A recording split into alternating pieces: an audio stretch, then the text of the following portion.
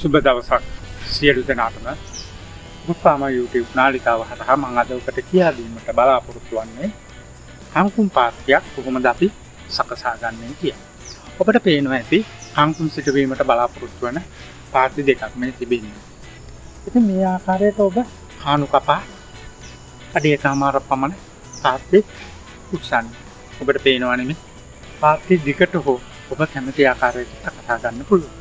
විශේෂයෙන්ම මම ඉඩ තියෙන නිසා දිග පාත්‍ය දිගට සකසලා තිබෙනවා. මේ ආකාරයට තමයි මම මේ දිගටම සිටවා තිබෙන්නේ. මම මේ සකස් කර ගන්නා ලද පාත්‍ය දෙකක්. පාත්‍ය කොටා පස බුරු කර ගන්නවා. මෙන්න මේ ආකාරයට ඔබ පස් බුරු කරන්න. ඉතින් මම ඔබෙන් ඉල්ලා සිටිනවා මේ වෙනකම් මගේ බුත්පාම YouTube නාලිකාව subscribe කර නොමැති නම් ඔබ subscribe කරන්න. මොකද ඉදිරියේදී මෙවැනි වගා කටයුතු සම්බන්ධ වටිනා වීඩියෝ මං ගෙනීමට බලාපොරොත්තු වෙන බැවින් එම වීඩියෝ ඔබ වෙත ගෙන්වා ගැනීම සඳහා මාව subscribe කර තියා ගන්නා ලෙස මං ඉල්ලා සිටිනවා. අපි දැන් යමු වීඩියෝවට. දැන් මම කොටන ආකාරය දැක්කනේ. ඒ ආකාරයට මුළු පාත්‍යෙම හොඳින් පස් බුරු. ඊට පස්සේ මම ඔබට කියන්න කොහොමද අපි පාත්‍ය රේක කරන්නේ. ඉතින් ඔබ මෙන්න මේ ආකාරයට මුළු පාත්‍යෙම රේක කරගන්න. පාත්‍යේ තිබෙන ගල් කැට ඒ වගේම රොඩු කැබලි සියල්ලම ඉවත් කරගන්න. පාත්‍ය වතුර බැස යන ආකාරයට පාත්‍යයේ මැද ප්‍රමාණයේ ඉස්සෙන ආකාරයට මුළු පාත්‍යයම මේ ආකාරයට රේඛ කරගන්න. ඔබට දැන් මේ පේන්නේ මම මේ පාත්‍ය සමානව මුළු පාත්‍යයම මට්ටමට රේඛ කරන ආකාරය. ඉතින් ඔබ අනිවාර්යයෙන්ම මෙම වීඩියෝව ස්කිප් නොකර බලන්න කියලා මම ඉල්ලනවා. මොකද කංකුම් වගා කිරීම සඳහා පාත්‍යයන් නිර්මාණය කරගන්න, පාත්‍ය සකසා ගැනීමට ඔබට අවශ්‍ය නම් මෙන්න මේ ආකාරයට ඔබ පාත්‍ය සකස් කරගන්න. මෙන්න මේ ආකාරයට ඔබ විගටම මුළු පාත්‍යයම රේඛ කරගන්න. හරි. දැන් අපි රේඛ කර අවසන්. ඔබට පේනවනේ පාත්‍ය. තනි කරම අපිට කරලා රේඛ කරලා දැන් අවසන් කරලා අපි දැන් මේ පාත්‍යයට සම්පූර්ණ පොලිතින් ආවරණය දානවා. ඉතිරිද එළීමේදී මෙන්න මේ ආකාරයේ එක කෙළවරකින් අපි ඉතිරිද හොඳට යට කරගත යුතුයි. ඒ සඳහා මේ ආකාරයට ඔබ උදැල්ල භාවිතා කරමින් මේ ආකාරයට කාණුවක් ආකාරයට කපා දිග කෝටු කැබැල්ලක්ගෙන මෙන්න මේ ආකාරයට යටි අතට රෝල් කර ඉතිරිද්දී රෝල් කර මෙන්න මේ ආකාරයට හොඳට බිමට තද කරන්න. තද කර මේ ආකාරයේ කුණ්‍ය කැලි දෙකක් ඔබ දෙපැත්තෙන් ගන්න.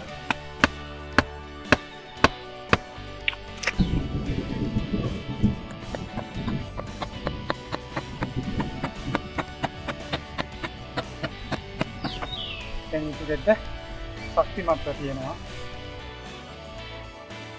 යම් පරතරයක් තියාගෙන දිගටම ඉතිරිද්ද දෙපැත්තට ඇදලා හොඳට කුණ්‍යයක ආධාරයෙන් හොඳට ඉතිරිද්ද පාත්‍යයට සවිවනසේ සකස් කරගන්න.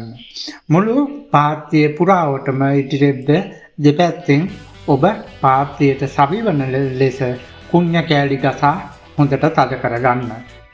දැන් ඔබට පේනවානේ මේ ආකාරයට. වල් හැදෙන එක අවම කිරීම සඳහා තමයි මේ ඉතිරිද්ද භාවිතා කරන්නේ. ඔබට පේනවා ඇති අනිත් මගේ වගාවන්නේ. ඒ වගාවන් වලද මම ඉතිරිද්ද දාලා තියෙන එකට පේනවාද? ඒත් මගේ කංකුම් පාත්‍ය මේ වෙනකොට මම කංකුම් පාත්‍ය සියල්ල කපලා තියෙන්නේ. දැන් මේ අලුතෙන් හදන කංකුම් පාත්‍ය. ඉතින් දැන් ඔබට පැහැදිලි ඇති. මේ ආකාරයට ඔබ මේ ඉතිරිද්දේලා අඟල් 4න් 4ට දුර සිටිනසේ ඔබ පාත්‍යයේ මේ වාගේ රවුමට ඔබ මොන යම් දෙයක් මේ වාගේ රවුම් හැඩකේ යම් දෙයක් තබාගෙන මේ ආකාරයට රවුම් කපා ගන්න. මුළු පාත්‍ය පුරාවටම මේ ආකාරයට රවුම් කපා ගන්න. මේ රවුම තුල තමයි මේ කපන ලද රවුම තුල තමයි අපි පොහොර යොදන්නේ. ඒ වගේම බීජ සිටවන්නේ. ඉතින් මේ ආකාරයට ඔබට රවුම් කපා ගැනීමට හැකියාව තිබෙනවා. එසේත් නැත්නම් වෙන යම් ආකාරයකට හෝ ඔබ මේ ආකාරයට රවුම් කපා ගන්න. ඔබට පේනවා ඇති පෙර වීඩියෝත් මම මේ ආකාරයට ඔබට පෙන්වනවා. මේ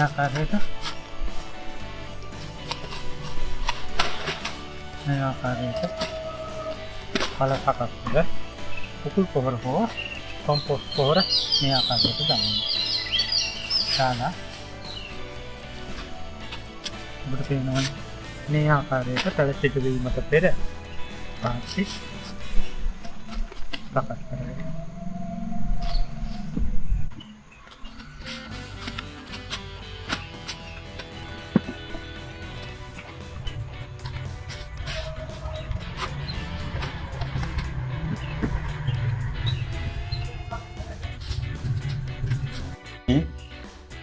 දැන් මේ ඔබට පේන්නේ මම ඒ ආකාරයට පාත්‍ය සකසාගෙන කංකුම් වගාව කර ඇති ආකාරය.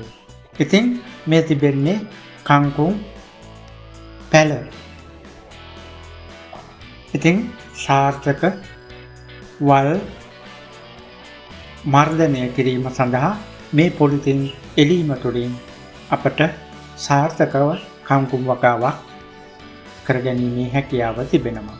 ඒ වගේම කංකුම් ගහ මාස 6-7ක් යන තෙක් අපට කංකුම් ආදායම ලබා ගැනීමේ හැකියාවකුත් තිබෙනවා. ඉතින් මේ ආකාරයට ඔබ කංකුම් වගාවක් කරන්න ගියා මම ඉල්ලා සිටිනවා. ඉතින් මම අදට මගේ වීඩියෝව නතර කරනවා. ඔබ සියලු දෙනාට සුබ දවසක්.